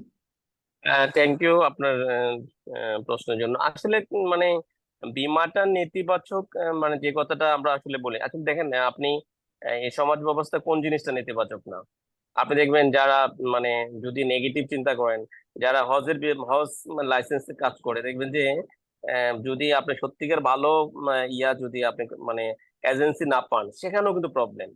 আমরা বিদেশ থেকে রেমিটেন্সের জন্য মানুষ মানে যাচ্ছে, শ্রমিক হিসেবে হোক আর যেভাবে আমরা যাচ্ছি, আমরা কিন্তু সেখানেও গিয়ে প্রতারিত হচ্ছি। তো আসলে মানে এই নেতিবাচক কথাগুলো আসলে বীমায় যে দেখেন, আপনি আজকে এই যে রিসেন্ট সিলেটে যে বন্যা হলো, ভয়াবহ বন্যা কিন্তু, হ্যাঁ, আপনি ধরেন সেখানে আমরা কিন্তু সেখানে ধরেন সেনাবাহিনী নামতে হয়েছে। তো সেখানে আমরা কতটুকু স্বাস্থ্য বীমার দিকে আগাইতে পেরেছি। তো আসলে আহ, আমরা যদি হেলথ পলিসিটাকে আমরা আসলে জনপ্রিয় করতে পারি, তারপরে যদি আল্লাহ না করে এখানে যদি কেউ মারা যায় তার পাশে যদি আমরা দাঁড়াতে পারি, তাহলে কিন্তু বীমা কিন্তু একমাত্র সম্ভব। এই যে মরে গেলে তার পাশে দাঁড়ানোর জন্য। তো এই এই ইতিবাচক গুলো আমরা আসলে কাজ করতে হবে। আমরা যদি এই ইতিবাচক গুলো মানে আসলে সবকিছুতেই নেতিবাচক আছে। তো আমরা আসলে নেতিবাচক গুলো আমরা বেশি বলতে অভ্যস্ত। আমরা এটা না করে যে সব কোম্পানি যে ভালো ভালো কাজগুলো করে, তার সবগুলো যদি আমরা এপ্রিসিয়েট করতে পারি। আমরা ধরেন আজকে আপনি ধরেন নেক্সট লেভেল, আপনি অনেকগুলো কাজ করেছেন। এখন আমাদের উদ্দেশ্য আমরা বলতেই পারি যে আপনার ব্যবসায়িক স্বার্থ তো থাকবেই। আপনার যে প্রফিট হতেই হবে, এটা তো স্বাভাবিক। কিন্তু এর চেয়েও আমরা যদি সবাই মিলে আপনাকে হেল্প করি, সব কোম্পানিগুলো, তাহলে কিন্তু এই কাজটা আরো সুবিধা হবে। আমরা ইতিবাচক একটা পরিবেশ আমরা পাবো, এবং মানুষের কাছে আমরা এই বীমার এই সফলতাগুলো তুলে দিতে পারবো। তো আমরা মনে করি যে আমরা উম, সবকিছুতে আমরা একমত হই যে ক্লেম সেটেলমেন্টের জন্য আমরা যাতে কোনো প্রবলেম না হয়। আর এই নেতিবাচকটা আমরা যখন শিক্ষিত লোকের আগে আসবে, যত সে ট্রেন আপ হবে, তত আমরা কিন্তু এই নেতিবাচকটা দূর হয়ে যাবে। ওকে, থ্যাংক ইউ স্যার। স্যারের কাছে যদি কারো কোনো প্রশ্ন থাকে তাহলে হচ্ছে করতে পারেন চ্যাট বক্সে, অথবা হ্যান্ড রেজ করতে পারেন। আপনার লোকেরা সবাই এক্সপার্ট, সমস্যা নেই। জি জাহিদ সাহেব আসসালামু আলাইকুম। জি জাহিদ সাহেব জি, প্রশ্ন করতে যাচ্ছেন মেবি। যে প্রথমত আপনাকে অসংখ্য ধন্যবাদ। পাশাপাশি আমাদের এস এম নুরুজ্জামান স্যারকেও ধন্যবাদ। উনি এত ব্যস্ততার মাঝেও আহ, আপনার এই প্রোগ্রামে অংশগ্রহণ করার জন্য। দেখ, আজকে শুনলাম 2024 সালের যে একটা বীমা আইন নীতি আসতেছে, এটা শুনে খুব ভালো লাগলো। কিন্তু আমার একটা প্রশ্ন স্যারের প্রতি, আমরা তো আসলে ইডরা লেভেলে যাওয়ার আমাদের কোনো সুযোগ নেই, বা আমরা সর্বোচ্চ সুযোগ পাই আমাদের সিইউ লেভেলে। কিন্তু আমি আমার স্যারকে প্রশ্ন করতে চাই এই জিনিসটা, যেহেতু আপনারা স্যার সিইউ ইডরাতে যান প্রতি মাসে একবার, ওখানে আমাদের ইন্স্যুরেন্স মার্কেটে নিয়ে নিয়ে অনেক কথাবার্তা বলেন, কিন্তু আমরা যেটা সমস্যার মধ্যে পড়তেছি, এই 20% কোম্পানির কারণে আমরা যারা বিভিন্ন কোম্পানিতে বিভাগীয় ওয়াইজ বা জেলা ওয়াইজ বা থানা ওয়াইজ, কিন্তু আমরা অনেক সম্মুখীন হচ্ছি যখন আমাদের কোনো কর্মী একটা নতুন কাস্টমারের সাথে প্রপোজ করার সময়, যখন ইন্স্যুরেন্সের কথা বলে ওনারা ইগনোর করে। কেন? ওই যে কতগুলো প্রিভিয়াস কোম্পানি, ওরা পার্সিয়াল ম্যাচুরিটি, ফুল ম্যাচুরিটি ক্লেম ঘোরাঘুরি করে। তার মধ্যে আমার একটা ক্লেম আজকে ম্যাচুরিটি হয়েছে যে 2020 সালে, এখন হচ্ছে 2024, 4 বছর পূর্ণ হয়ে গেছে। স্টিল নাও সে এখনো পর্যন্ত তার ম্যাচুরিটির টাকাটা পায়নি। আমি যখন আমার গ্রামের বাড়িতে যাই, তখন আমাকে উনি প্রশ্ন বিদ্ধ করে, কেন তুমি একটা কোম্পানির চট্টগ্রামের প্রতিনিধি প্রধান হয়েও তুমি আমার টাকাটা এখনো পর্যন্ত এনে দিতে পারো নি? বলে, তুমি কোন কোম্পানিতে আছো? তুমি কেয়ার ইন্স্যুরেন্স কোম্পানির চিটং এর বিভাগীয় প্রধান। তো আমরা আসলে একটা তখন প্রশ্নবিদ্ধ পড়ে যাই। নতুন পলিসি তো দূরের কথা, আমরা যারা আত্মীয় স্বজন প্রতিবেশী যাদেরকে পলিসি করাইছি, এই টাকাগুলো যখন আমরা যত সময়ে দিতে পারি না, তখন আসলে বিবেকের কাছে একটা প্রশ্নবিদ্ধ হয়ে দাঁড়ায়। তো এক্ষেত্রে আমি স্যারকে বলবো, বীমা উন্নয়ন এবং নিয়ন্ত্রণ কোন কোন জায়গায় এখন উন্নয়ন হয়েছে আর কোন কোন জায়গায় নিয়ন্ত্রণ করতে পারছে ইসরা, এই জায়গায় আসলে একটা প্রশ্নবিদ্ধ। কেন এই জায়গায় যতক্ষণ পর্যন্ত আমরা আমাদের কাস্টমারকে হ্যাপি করতে পারবো না, ততক্ষণ পর্যন্ত নতুন বিজনেসে আমরা আগাইতে পারবো না। কারণ এখন প্রত্যেকটা সেক্টরে আমাদেরকে হেয়পূর্ণ করতেছে। মানে ইন্স্যুরেন্স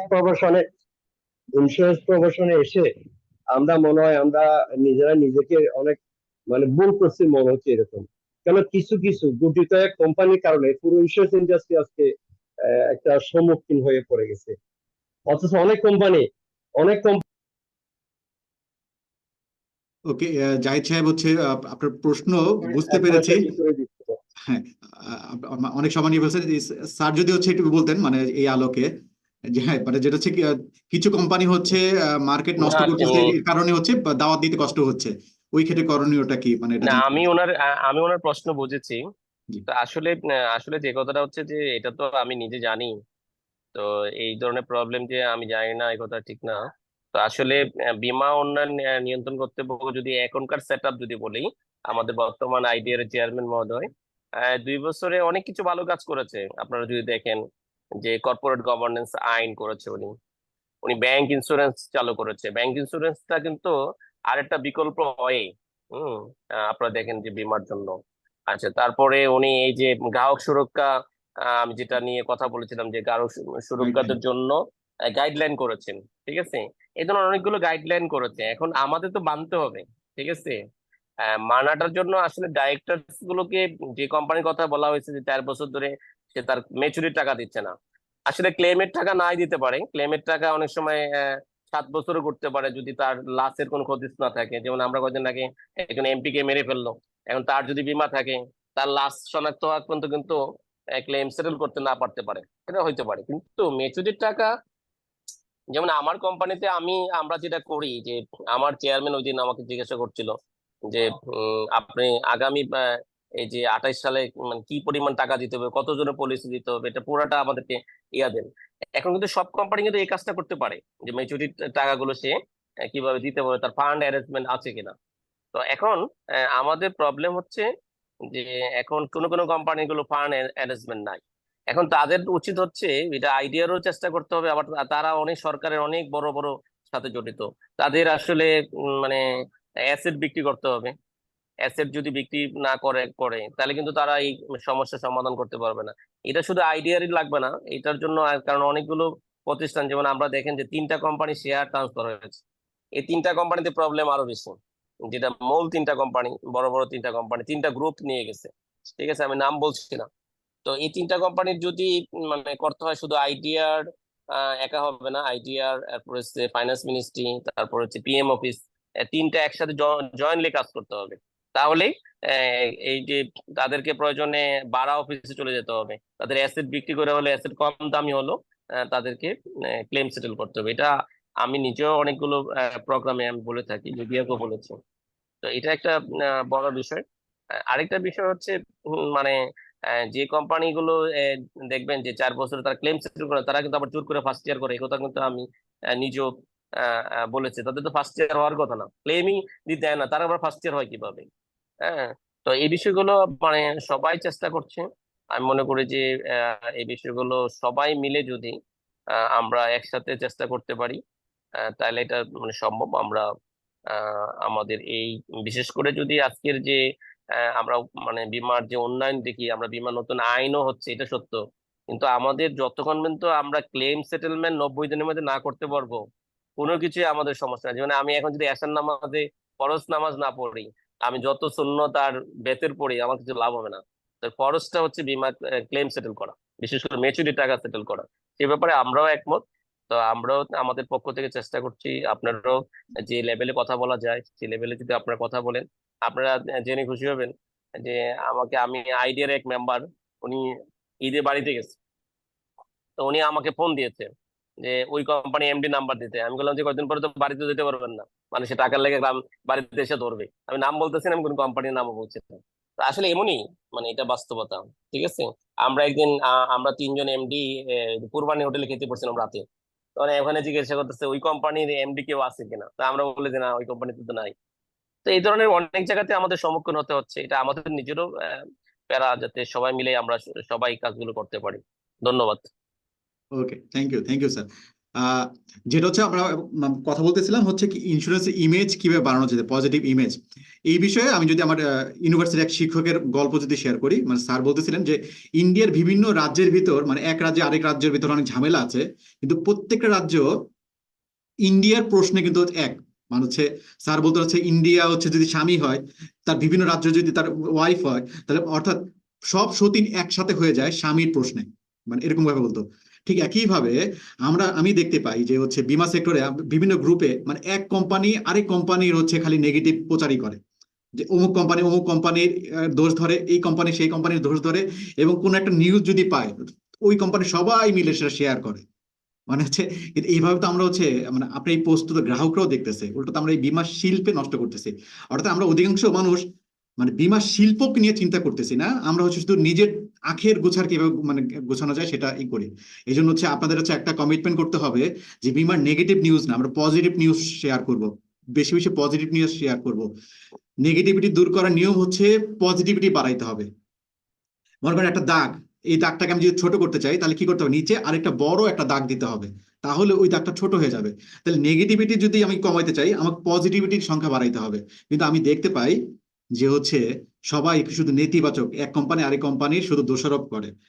এই কাজ থেকে হচ্ছে আমাদের বিরত থাকতে হবে। আশা করি সবাই এই কমিটমেন্টটা করবেন যে আমি এই কাজ থেকে বিরত থাকবো। আর আমি হচ্ছে এবার একটু যাবো কানন সাহেবের কাছে। কানন সাহেব দুইটা প্রশ্ন করতে চাচ্ছেন, যদি একটা প্রশ্ন করেন তাহলে একটু ভালো হয়। আমি যেহেতু সময় সীমিত, কানন সাহেব একটু আনমিউট করে যদি কথা বলতেন। আসসালামু আলাইকুম। ওয়ালাইকুম আসসালাম। অসংখ্য ধন্যবাদ জানাচ্ছি বীমা জয়িতা প্রোগ্রাম শুরু করা এবং কন্টিনিউ করার জন্য। বিশেষ করে আজকে নুরুজ্জামান স্যারের বক্তব্য শুনে ভালো লাগলো। অনেক সুন্দর কিছু তথ্য আমাদেরকে দিলেন। তো স্যারের কাছে আমার একটা প্রশ্ন, এটা আমার প্রশ্ন বলতে একজন গ্রাহকের প্রশ্ন। বলা যায় যে একজন গ্রাহক সে পলিসি করছে, তার পলিসিটা হলো সার্ভাইভাল বেনিফিট যুক্ত এসবি সিস্টেমের। উনি পলিসিটা রানিং, এরকমের অবস্থায় উনি দুইটা এসবিও নিয়ে ফেলছে। নেওয়ার পর গ্রাহকটা মারা গেল। এই মারা যাওয়ার পরে পলিসি কিন্তু রানিং, তাহলে উনি কি মৃত্যু দাবির টাকাটা পুরো বিমা অঙ্ক পাবে, নাকি আগে যেটা তুলে ফেলছে এসবিটা সেটা কেটে রাখা হবে?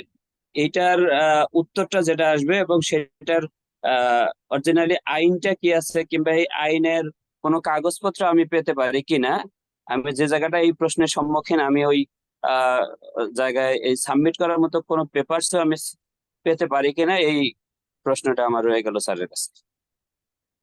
আচ্ছা, ওকে, এই বিষয়ে স্যার বলবেন। তবে আচ্ছা, আপনি কিছু বলতে চাচ্ছিলেন? না, আমি তো হচ্ছে কিছুদিন আগে যে বীমা আইন পড়লাম, যে বীমা আইনে এই বিষয়ে প্রোডাক্ট বিষয়, কারণ প্রোডাক্ট তো ডিজাইনের উপর নির্ভর করে, অ্যাকচুয়ালি এটা ডিজাইন করবে। এখন প্রোডাক্ট ডিজাইনে কি লেখা আছে, কোনো কোম্পানিতে যেমন এরকম লেখা আছে এসবি টাকা আছে লেস করা হয় বোনাস দেওয়ার সময়, তবে হচ্ছে মারা গেলে ফুল বীমা অঙ্ক পাবে, মানে মানে সেক্ষেত্রে এইভাবে সবগুলো প্রোডাক্ট ডিজাইন করা এইভাবে। এখন উনি প্রোডাক্ট কিভাবে কোম্পানি কিভাবে অ্যাপ্রুভাল নিয়েছে আইডিয়ার কাছ থেকে সেটাকে দেখতে হবে, কারণ আইডিয়ার কাছ থেকে তো প্রোডাক্ট অ্যাপ্রুভাল নিতে হয়, সেখানে প্রোডাক্টের ডিজাইন কি লেখা আছে সেটা দেখতে হবে, দেখে ই করতে হবে। স্যার যদি বলেন। হ্যাঁ, জি। আচ্ছা, আমি এটার আপনার কানুন সাহেবের এই প্রশ্নের উত্তর দেওয়ার আগে আমি একটা কথা বলি। সেটা হচ্ছে, আমরা দেখেছি যে বীমা আইনে বলা আছে যে আপনার 2 বছর পরে কিন্তু সারান্ডার ভ্যালু অর্জন করে এবং তাকে সারান্ডার দিতে হবে। আমি কোনো কোনো কোম্পানির নাম বলছি না, আমি দেখছি বিজ্ঞাপনও দিচ্ছে তারা 3 বছরের আগে টাকা দিচ্ছে না, মানে 3 বছরে হলে সারান্ডার হবে। এটা আমি নিজেও আমি দেখলাম একটা ভালো কোম্পানি, তারা এই ধরনের এই কাজটা করছে। তো আসলে আমার মতে তো আমি যেটা জানি, আমার যে প্র্যাকটিস সেটা হচ্ছে, সে এসবি পাইলো, যদি এসবি পেয়েছে সেটা ভালো কথা, তাকে তো পুরো ক্লেম সেটেল করার কথা। এখন উনি প্রশ্ন হচ্ছে এটার কাছে ডকুমেন্ট আছে কিনা, আমার এই মুহূর্তে স্মরণ নাই। তবে উনি যদি আমার সাথে যোগাযোগ করে আমি ডকুমেন্টস কালেক্ট করে দিতে পারবো যে এটার সপক্ষে ডকুমেন্টস থাকার কথা এবং এটা আছে কোথাও না কোথাও, এটা ডকুমেন্টস আছে, এটার রেফারেন্স আমি দিতে পারবো। হ্যাঁ, এটা আমি আমার জানা মতে যে সে এসবি পাইলো, তাকে মারা গেলে সে নর্মাল মৃত্যু হলে সে বীমা অঙ্ক ফেরত পাবে, এবং অ্যাক্সিডেন্টলি মারা গেলে সে পুরাটাই, আর যদি তার লাভ হয় লাভ সহ তাকে ফেরত দেওয়ার কথা, যদি কোম্পানিতে সেই প্রফিট ঘোষণা করা থাকে। এটা স্যার হচ্ছে এটা আমার হচ্ছে দলিলেই লেখা থাকবে। হ্যাঁ, মানে প্রোডাক্টের ফিচার্স কি কি সেটা দলিলে লেখা থাকবে, একটু দলিলটা যদি একটু খেয়াল করেন আশা করি হবে। হ্যাঁ, দলিলটা তো লেখা থাকতে পারে, কিন্তু দলিলটা লেখা দলিলে থাকবে। যদি সেভাবে লেখা না থাকে, যেহেতু কারণ সাহেবের কথা বলছে, তাহলে উনি অবশ্যই এটা চিন্তা করেই বলছে। তারপর আমি চেষ্টা করবো এটা আমি নিজেও দেখার জন্য যে কি হয়েছিল বিষয়টা। ঠিক আছে, ওকে, ওকে, ঠিক আছে, thank you thank sir. You. এমনি উজ্জ্বল সাহেব হচ্ছে একটা প্রশ্ন করতে যাচ্ছেন, উজ্জ্বল সাহেব যদি উজ্জ্বল সাহেব রূপালী লাইফ ইন্স্যুরেন্স। আমাকে আমাকে কিন্তু ছুটি দিতে হবে, আমি মামার বাসায় আসছি, বুঝছেন? আচ্ছা, এটাই শেষ আজকে প্রশ্ন। জি, উজ্জ্বল সাহেবের এটা কাছে শেষ, আমি জি, এটাই শেষ একটু প্রশ্ন। ছুটি নিতে যাচ্ছি। জি, উজ্জ্বল সাহেব একটু আনমিউট হয়ে যেতেন স্যার, আর 2 মিনিট। উজ্জ্বল সাহেব। আসসালামু আলাইকুম স্যার। ওয়ালাইকুম আসসালাম। ওয়ালাইকুম সালাম। আসসালামু আলাইকুম স্যার, আমার স্যারের কাছে আমার প্রশ্ন, আমি দীর্ঘদিন ইন্স্যুরেন্স পেশায় আছি, যে প্রশ্নের সম্মুখীন হই গ্রাহক হতে। স্যার যেহেতু ইন্স্যুরেন্স ফোরামে আছে এবং ভালো একটা দায়িত্বে আছে, আইডিয়ার সাথে স্যারের মিটিং হয়, সবসময় যাওয়া আসা হয়, আমরা তো ছোট, সেখানে যেতে পারি না। তো প্রশ্ন হচ্ছে স্যার, আমরা ইয়ারলি পলিসির ক্ষেত্রে 2 বছর, মাসিক কিস্তির ক্ষেত্রে 24 মাস, যেটা সারেন্ডার বা পেড আপ করি, এইটার কি আরেকটু কমানো যায় কিনা, বা এটা নিয়ে কোনো নতুন আইনে কি এটা কোনো সংশোধনী আসতেছে কিনা? মানে একজন গ্রাহক 10 বছর মেয়াদি, বা কিছু কিছু কোম্পানিতে 5 বছর মেয়াদিও আছে, সেখানে কমিশনের হার খুবই কম। তো সেই ক্ষেত্রে 24 মাস জমা না হওয়া পর্যন্ত গ্রাহক 1 টাকাও পাবে না। তো সেক্ষেত্রে কোম্পানির কাছে অনেকগুলো টাকা এখানে থেকে যায়। আমরা দেখি যে ফার্স্ট ইয়ারের পলিসির বেশিরভাগ খরচ হলো, সেকেন্ড ইয়ার আমরা 10% কমিশন পাই, ম্যানেজমেন্ট কিছু কস্ট থাকে, কিন্তু কিছু টাকা হলো সেখানে যদি 23 কিস্তিও জমা হয়, কিন্তু কোনো টাকা বীমা আইনে পাওয়া যায় না। বীমা আইনের 2010 সালে খুব সুন্দর আইন, সেখানে 92 তে এই কথাটাই বলা আছে। তো এটা কোনো সংশোধনী আনা যায় কিনা? আর আমরা গ্রাহকের সাথে স্যার যখন কথা বলি, যে কোম্পানিতেই আসুক থাকুক না কেন, এইটা কিন্তু সত্য কথা বলে এই গ্রাহককে কিন্তু আমরা বীমাটা করাইতে পারি না, যে 2 বছরের আগে আপনি টাকা পাবেন না বন্ধ করে দিলে, ইত্যাদি ইত্যাদি। সব ক্ষেত্রে আমাদের সম্ভব হয় না বলা। তো স্যার এটার কোনো সংশোধনী আছে কিনা, বা আপনার মাধ্যমে সেটার কোনো হয় কিনা, আলোচনা তো করতে হবে স্যার। ধন্যবাদ স্যার, এটার জবাব থ্যাংক ইউ উজ্জ্বল সাহেব, দিতে থ্যাংক ইউ। হ্যাঁ, থ্যাংক ইউ আপনার এই প্রশ্ন। আমরা মনে করি যে এই যে নতুন যে বীমা আইনটা আসতেছে 2024 নামে অভিহিত, সেই আইনে কিন্তু মানে আমার মনে হয় যে আপনারা সরাসরি ইদ্রা চেয়ারম্যান স্যারকে লিখতে পারেন যে আপনার কিন্তু সুন্দর একটা প্রশ্ন, যে এই যে 23 মাস জমা দিলাম, তাহলে সে টাকা পাবে, কিন্তু 23 মাস তো ডিপিএস এর ক্ষেত্রে এটা প্রযোজ্য, কিন্তু এটা যখন আবার ইয়ারলি পলিসির ক্ষেত্রে কিন্তু ফার্স্ট ইয়ারের টাকা। আপনারা জানেন যে আমরা যদিও কোম্পানি পেতে খরচ করা যায় 90% ফার্স্ট ইয়ারের টাকায়, কিন্তু জি। আপনি দেখেন যে আমরা কিন্তু এখন 120 টাকা 150 টাকা বাড়িতে খরচ করছি, কোনো কোনো কোম্পানি 200 টাকা বাড়িতে খরচ করে বলতেছে। তো আসলে টাকা দেওয়ার সুযোগও কিন্তু কোনো কোম্পানির নাই, এটা কিন্তু সত্য কথা। বীমা আইনে যেটা আছে যে কোনো কোনো কোম্পানিতে 93, কোনো কোনো কোম্পানি 94, কোনো কোনো কোম্পানি 90, হয়তো 10% টাকা ফেরত দিতে পারে। আমি মনে হয় যে আমরা দাবিটা এমন করতে পারি যে ফার্স্ট ইয়ার যে কোম্পানি যত বয়স বড় বা ছোট, আইনে যে বছরে সে পলিসিটা করেছিল ওই টাকাটা ফেরত দেওয়ার একটা রাইট আমরা করতে পারি, আমরা দাবি করতে পারি। তো এটা মনে হয় যেটা সুন্দর বিষয় আপনারা বলেছেন। আমিও চেষ্টা করব যে নেক্সট কমিটিতে আমরা যখন বসবো আপনার এই কথাগুলো বলার জন্য।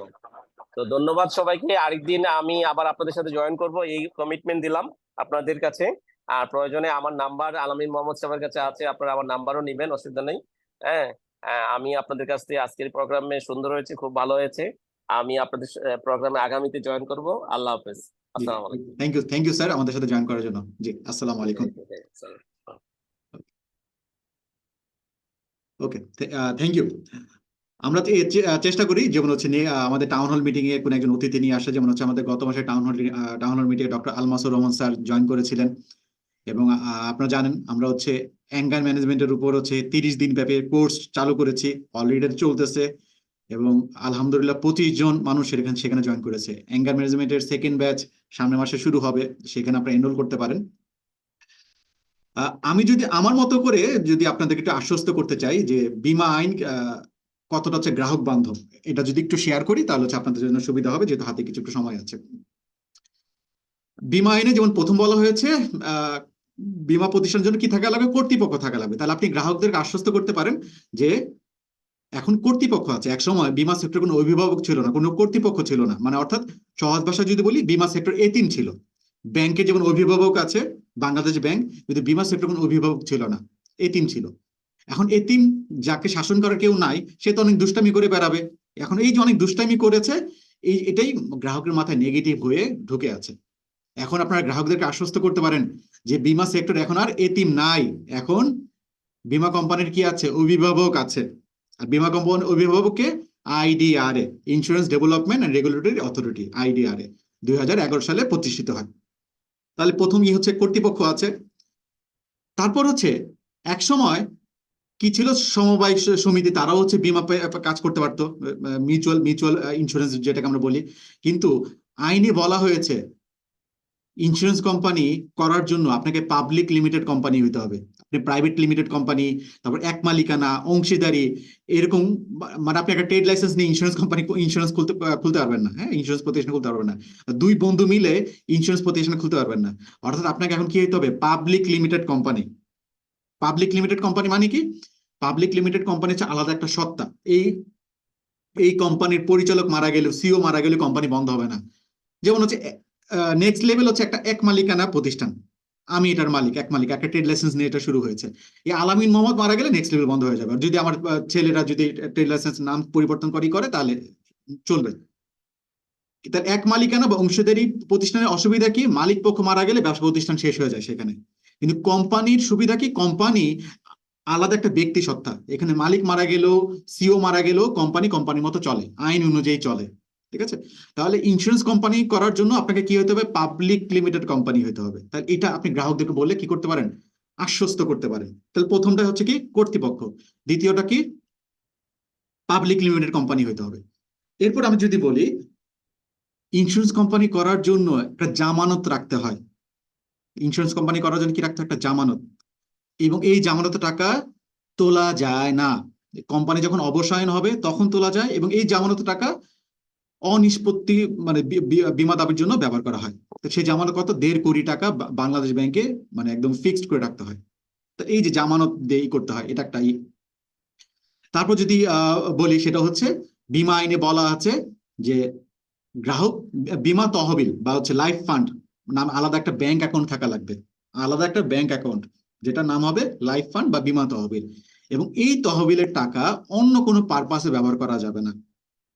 মানে এই তহবিলের টাকা শুধু বীমা দাবির জন্য করতে হবে। তাহলে একটা প্রতিষ্ঠানের লাইফ ফান্ড কত সেটা আপনি দেখতে পারেন বীমা পলিসি করার জন্য, এবং আপনিও গ্রাহকদেরকে বলতে পারেন যে আমার প্রতিষ্ঠানের লাইফ ফান্ড এত, তাহলে হচ্ছে আমার ক্লেম পরিশোধের সক্ষমতা এই। তারপর বীমা আইনে কি বলা আছে? স্যারও শেয়ার করেছে যে 90 দিনের ভিতর কি দিতে হবে? বীমা দাবি পরিশোধ করতে হবে। আচ্ছা, এখন 90 দিনের ভিতর যদি না দেয় তখন কি হবে?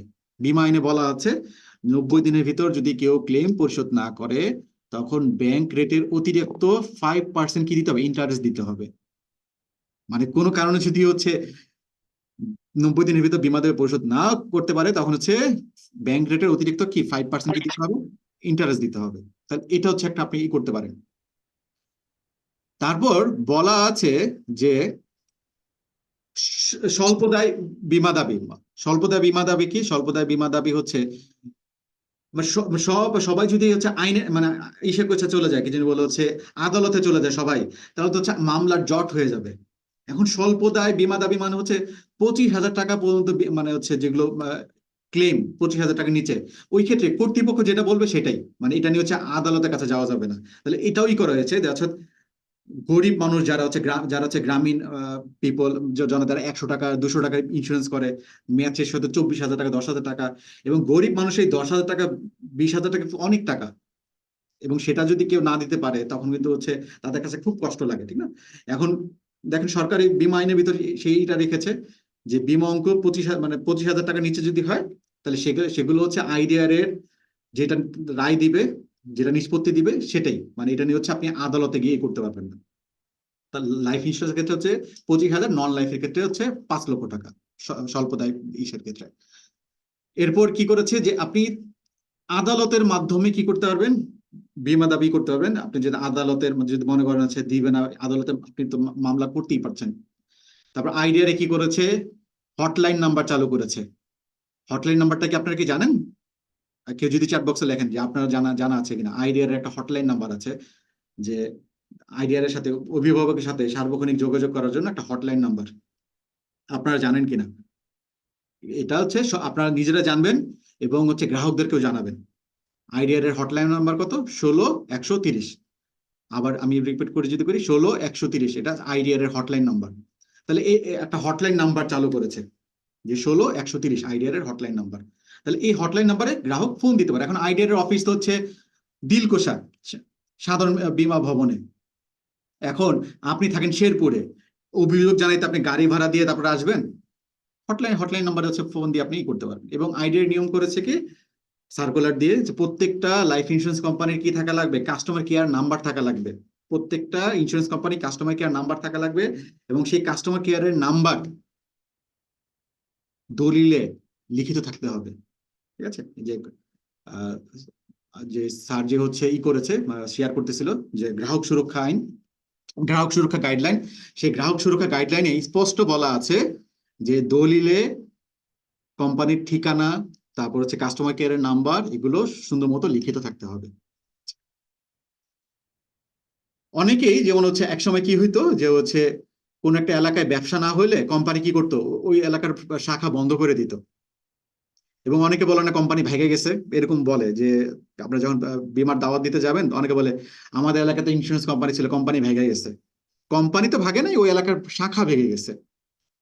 আপনারা জেনে আনন্দিত হবেন যে বীমা আইনের সাথে যে বিভিন্ন সার্কুলার প্রবিধান এটাই করার জন্য সার্কুলার দিয়ে হচ্ছে আইডিয়ারে বলেছে যে কোনো শাখা বন্ধ করা যাবে না। মানে কোন একটা এলাকায় দেখা গেছে এই এলাকার মানে যিনি ব্রাঞ্চ ম্যানেজার উনি অন্য কোম্পানিতে চলে গেছে বা তার সকল টিম নিয়ে চলে গেছে, তারপরও ওই শাখা কি করা যাবে না, বন্ধ করা যাবে না, এটা কিন্তু লেখা আছে। এবং আপনি যদি শাখা স্থানান্তর করতে চান 2 মাস ধরে নোটিশ টানা রাখতে হবে যে আমাদের নতুন পরিবর্তিত ঠিকানা অমুক জায়গায়, এইভাবে 2 মাস করে রাখতে হবে, ঠিক আছে? তো এরকম অনেক গাইডলাইন দেওয়া আছে বীমা আইনে।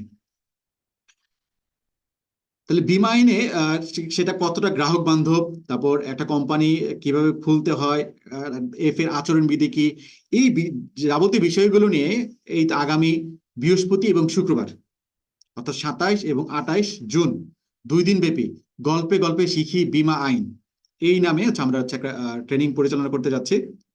আপনারা এখানে যারা আছেন আপনাদেরকে আহ্বান জানাবো এই ট্রেনিং অংশ নেন। এই ট্রেনিংটা কেন করা দরকার?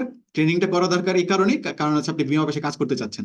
আপনি যদি অতিথি পাখি হন তাহলে ট্রেনিং করা দরকার নেই। আর আপনি যদি বীমা পেশায় লং টার্ম কাজ করতে চান তাহলে আপনাকে বীমা আইনগুলো জানতে হবে, পরিষ্কারভাবে জানতে হবে। আর বীমা আইনের ক্ষেত্রে আমি যেটা দেখলাম হচ্ছে পড়ি কিন্তু বুঝি না, এই জন্য আমি কি করলাম যে একটা গল্পর মাধ্যমে গল্প করে করে কিভাবে শেখানো যেতে পারে। আশা করি আপনাদের কাছে ভালো লাগবে, এই প্রশিক্ষণে অংশ নেবেন।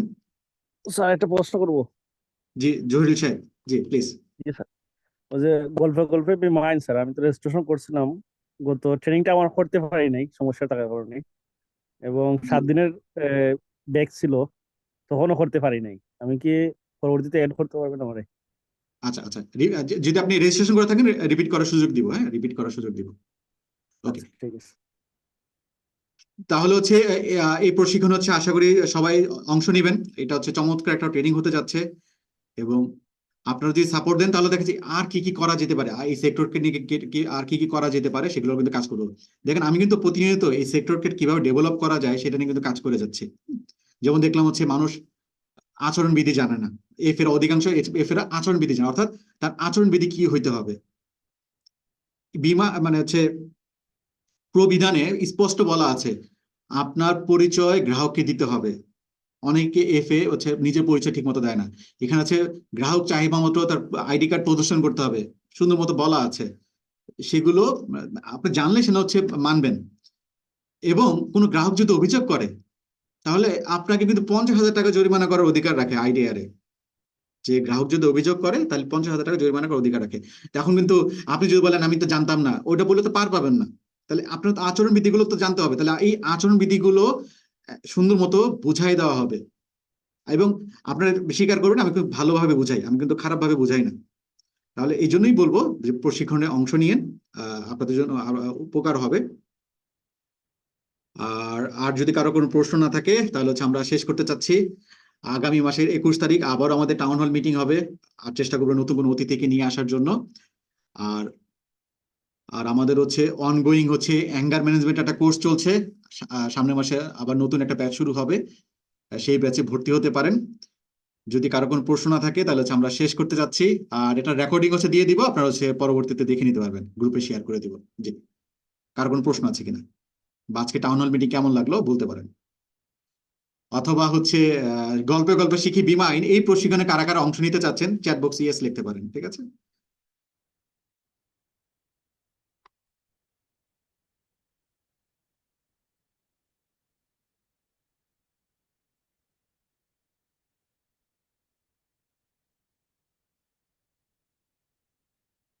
ওকে, কানন সাহেব জয়েন করবেন, congratulation, thank you. Beauty madam join, আচ্ছা বিউটি ম্যাডাম ভেরি নাইস বলেছেন, জয়েন করবেন না, আচ্ছা ঠিক আছে, ওকে। রায়হান আহমেদ জয়েন করবেন, ওকে, থ্যাংক ইউ, থ্যাংক ইউ। চারজন হয়ে গেছে, বাহ আলহামদুলিল্লাহ, ওকে। আমি বলতেছিলাম যে হচ্ছে 4 লক্ষ মানুষ বিমা সেক্টরে, 4 লক্ষের আর অধিক মানুষ কাজ করে, তবে অ্যাক্টিভ মানে 4 লক্ষের মতো আছে, যে এত তো মানুষ দরকার না, আমাকে 100 জন মানুষ যদি রেগুলার সাপোর্ট দেয়, এই বিমা সেক্টর পরিবর্তন চলে আসবে।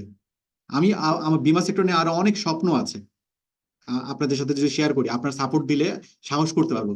যেমন আমি স্বপ্ন দেখতেছি, মানে হচ্ছে বিমা বন্ধু নামে একটা অ্যাপ নিয়ে আসবো।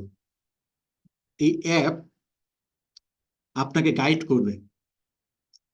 আমি যে সবার সাথে যখন কথা বলি, তখন বলে হচ্ছে আমার লিডার আমাকে সময় দেয় না, ঠিক আছে, যে হচ্ছে এফএ সে বলে আমার ইউনিট মাঝে আমাকে সময় দেয় না, যে ইউনিট মাঝে সে বলে আমার ব্রাঞ্চ মাঝে আমাকে সময় দেয় না, ব্রাঞ্চ মাঝে বলে আমার হচ্ছে এএসএম সময় দেয় না, লিডার তাকে সময় দেয় না। আপনার বিমা বন্ধু অ্যাপ থাকলে আপনার লিডার আপনাকে সময় দিল নাকি দিল না দেখার বিষয় নেই, এই বিমা বন্ধুই আপনাকে গাইড করবে, আপনাকে কি করবে। যেমন আমি দেখেছি অধিকাংশ এফএ জানে না তার ডেইলি রুটিন কি হওয়া উচিত, ইউনিট ম্যানেজার জানে না তার ডেইলি রুটিন কি হওয়া উচিত। এই বিমা বন্ধু অ্যাপ আপনাকে সেই গাইডটা করবে, যে তার ডেইলি টাস্ক কি কি হওয়া উচিত, ইউনিট ম্যানেজারকে গাইড করবে সেই এটা করা উচিত কি। আর এই বিমা বন্ধু অ্যাপ বানাতে অনেক টাকা লাগবে, 10 লাখের উপর টাকা লেগে যাবে যদি আমরা করতে চাই। তবে সবাই মিলে জি, জাহিদ সাহেব।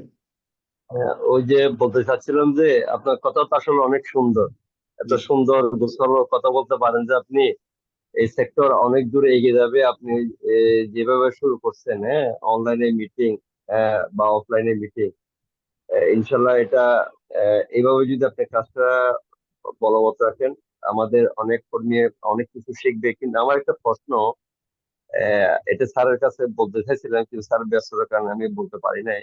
প্রশ্নটা হচ্ছে এরকম, অনার্স মাস্টার্স পড়ুয়ারা ওরা বিমা পাশে আসতে চায় না কেন? ওনারা প্রয়োজনে একটা 5,000 টাকা বা 10,000 টাকা বেতনের চাকরি করবে, বাট ইন্স্যুরেন্সে ওনারা কেরিয়ার করবে না বা আসতে চায় না। এটা কেন? আমি একটু আপনার থেকে একটু জানতে চাই যদি সময় থাকে। বা তাদেরকে কিভাবে আনা যায়। ওকে, ঠিক আছে, থ্যাংক ইউ। এটার জন্য হচ্ছে ব্র্যান্ডিং করা লাগবে, ইন্স্যুরেন্স ব্র্যান্ডিং। আমাদের তো যেমন হচ্ছে ইন্স্যুরেন্স ব্র্যান্ডিং এর প্রচুর অভাব, এটা নিয়ে হচ্ছে কাজ করার অনেক সুযোগ আছে। যেমন এটা নিয়ে হচ্ছে আমার একটা প্ল্যান হচ্ছে বিভিন্ন ইউনিভার্সিটিতে হচ্ছে ইন্স্যুরেন্স সেমিনার করার একটা প্ল্যানিং আছে। এখন এটার জন্য তো স্পন্সর লাগবে, যদি হচ্ছে ইন্স্যুরেন্স কোম্পানিগুলো এগিয়ে আসে, তাহলে হচ্ছে বিভিন্ন ইউনিভার্সিটিতে গিয়ে গিয়ে ইন্স্যুরেন্সের উপর হচ্ছে আমরা সেমিনার করার স্বপ্ন আছে, যে ইন্স্যুরেন্স অ্যাওয়ারনেস তৈরি করা, ঢাকা বিশ্ববিদ্যালয়ে গিয়ে, চট্টগ্রাম বিশ্ববিদ্যালয়ে গিয়ে, তারপর রাজশাহী বিশ্ববিদ্যালয়ে গিয়ে, বিভিন্ন বিশ্ববিদ্যালয়ে গিয়ে, বিভিন্ন প্রাইভেট ইউনিভার্সিটি গিয়ে এরকম সেমিনার করা যেতে পারে। এরকম সেমিনার যদি করা যায় তাহলে ইন্স্যুরেন্স অ্যাওয়ারনেস তৈরি হবে। দুঃখের বিষয় হলো সত্য, ইন্স্যুরেন্স কোম্পানিগুলো হচ্ছে শুধু ব্যবসা করতেই ব্যস্ত, মানে ইন্স্যুরেন্স অ্যাওয়ারনেস বা ইন্স্যুরেন্স ব্র্যান্ডিং এটা নিয়ে হচ্ছে খুবই কম কোম্পানি কাজ করে। আপনি ইন্স্যুরেন্স কোম্পানি কয়টা কোম্পানি বিজ্ঞাপন দেখবেন? বিজ্ঞাপন তো খুবই কম, হাতে গোনা কয়েকটা কোম্পানি শুধু বিজ্ঞাপন দেয়, বেশিরভাগ কোম্পানি তো বিজ্ঞাপন দেয় না। যেমন এই বীমা জয়িতা করতেছে, বীমা জয়িতার বিজ্ঞাপন পেতে পেতে মানে কত যে কষ্ট হয়েছে, পরে অবশেষে একটা কোম্পানি থেকে বিজ্ঞাপন ম্যানেজ করতে পেরেছি, কিন্তু বীমা জয়িতার বিজ্ঞাপনও তো আমরা পাই নাই, ঠিক আছে। তবে হচ্ছে হাল ছাড়ছি না, মানে চলার পথ তো হচ্ছে কষ্টকর হবে, আর কষ্টকর হলেই সেটা সুন্দর গল্প হবে, আশা করছি। ই হবে। কানন সাহেব হাত তুলেছেন, যদি বলেন প্লিজ। আসসালামু আলাইকুম। আমি বলতে চাচ্ছিলাম আমাদের এই চিটাগাং এর জাহিদ স্যার যে কথাটা বলছিলেন আর কি, মানুষ আসতে চায় না কেন পেশায়। আমি এই প্রসঙ্গে একটু বলতে চাচ্ছিলাম যে আসলে এখনো আমরা যারা ডেভেলপমেন্ট অফিসার, আমরা এখনো নিজেদেরকে এই পেশাটাকে সিকিউর মনে করি না। সিকিউর মনে না করার পিছনে মূলত কোম্পানিগুলো দায়ী। কোম্পানিগুলো টপ ম্যানেজমেন্ট থেকে আমাদেরকে সিকিউর করার জন্য যা দরকার সেটা না করে উল্টোটা করে। আর এই পরিবেশটা যখন আমাদের আশেপাশের লোকগুলো দেখে, তখন মনে করে যে আমার প্রতিবেশী যে লোকটা ইন্স্যুরেন্সে কাজ করে, আমি তো ওনাকে স্থিতিশীল দেখছি না। যখন ওনাকে স্থিতিশীল না দেখে, তখন পাশের লোকটা কিন্তু সিদ্ধান্ত নিতে সাহস পান না। আর যখন দেখবে, যেমন আমি কানন, আমি এক জায়গায় ভালো আছি, আমি সিকিউরড, আমি অনেক ভালো উপার্জন করি, এটা যখন প্রতিবেশী দেখে, তখন কিন্তু ওই প্রতিবেশী চিন্তা করে যে আমিও এরকমের একটা জব পেলে আমার জন্য খুব সুন্দর হতো, ভালো হতো। তো এই ক্ষেত্রে আমাদের এই যে টিম ভেঙে দেওয়া ম্যানেজমেন্ট থেকে যেটা হয় যে বিভিন্ন জায়গায় একজনের আমাদের জাহিদ ভাই একটা সুন্দর টিম করলো, তার জুনিয়রদেরকে একটু প্রায়োরিটি দিয়ে সিনিয়রের মাথাটা কেটে দিল, এই ধরনের কাজগুলো এখনো কোম্পানিগুলো রহরহ করে। শুধু এই কারণটাতেই আমি মনে করি অনেকেই এটাকে সিকিউর মনে করে না। ধন্যবাদ। জি জি, খুব সুন্দর বলেছেন। তবে হচ্ছে এখন হচ্ছে আশাব্যঞ্জক ধন্যবাদ খবর হচ্ছে ধন্যবাদ এখন খুবই হচ্ছে content থেকে।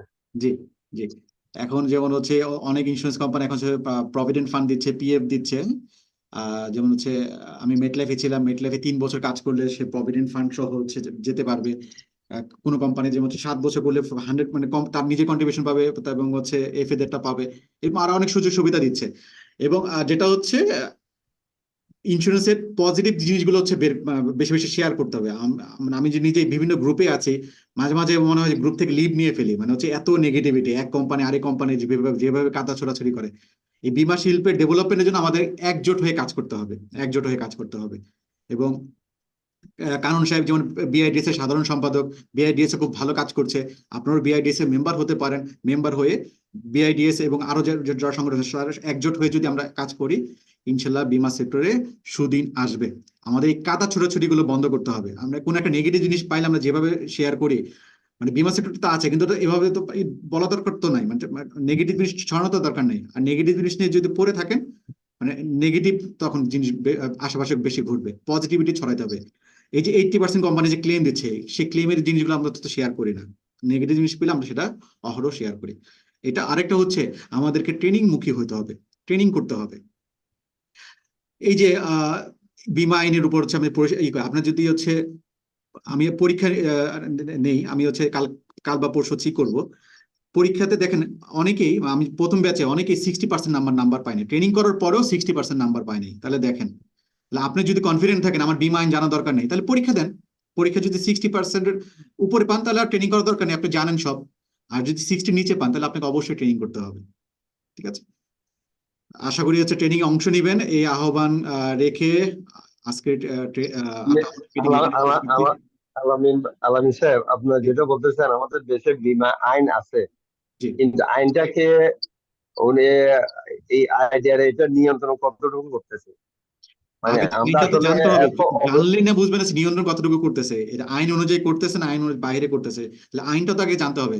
আমরা তো সেই আইনটাই তো জানি না, যে আইনে কি কি বলা না আছে। ওটা আইন আইন আছে, ঠিক আছে। ওটা ঠিক আছে, ওটা জানি না, ওটা আমাদের বিভিন্ন কোম্পানি ওই জিনিসগুলো তো ওদের ভিতরে রাখে। হুম হুম, বীমা আইন আছে এটা কিন্তু এখন ওয়েবসাইটে দিচ্ছে, এটা তো একসময় যখন আমরা এলিগুতে ছিলাম তখনও তো আমরা কিন্তু বীমা আইনটা কি এটাও জানতাম না। হুম হুম, এখন আস্তে আস্তে আমরা আইনগুলো শুনতেছি, জানতেছি, কিন্তু এটার জন্য আসলে কিছু কিছু কোম্পানিও দায়ী। আমি প্রত্যেকটা কোম্পানির কথা বলবো না।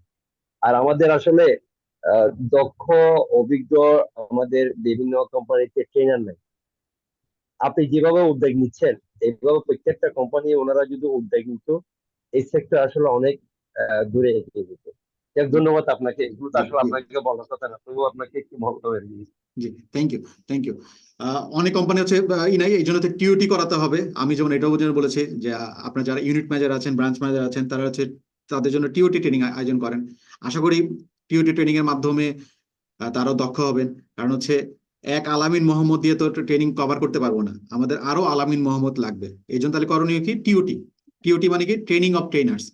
অর্থাৎ যারা ইউনিট ম্যানেজার আছে তার ট্রেনিং কিভাবে করাতে হয় সেটা যদি জানে, তাহলে হচ্ছে তারা কিন্তু ভালো ট্রেনার হতে পারবে। তাহলে এই টিওটিটা খুবই দরকার, ইউনিট ম্যানেজার, ব্রাঞ্চ আমাদের ম্যানেজার। এরকমের 1000 আলামিন মোহাম্মদ দরকার জি জি, সারা দেশে। ইনশাল্লাহ। আমারও স্বপ্ন আছে খুব শীঘ্রই টিওটি ট্রেনিং আয়োজন করবো, যারা আচ্ছা, হচ্ছে ইউনিট টিওটি ম্যানেজার, ব্রাঞ্চ ট্রেনিংটা ম্যানেজার। হইলে কাইন্ডলি আমাকে ব্যক্তিগতভাবে আপনি আমাকে একটু জানাবেন আর কি। টিওটি ট্রেনিংটাতে আমি ইনশাল্লাহ থাকবো আর কি। ইনশাল্লাহ ইনশাল্লাহ ইনশাল্লাহ। এটাও আমি থাকবো, এটা দরকার আছে বেশি।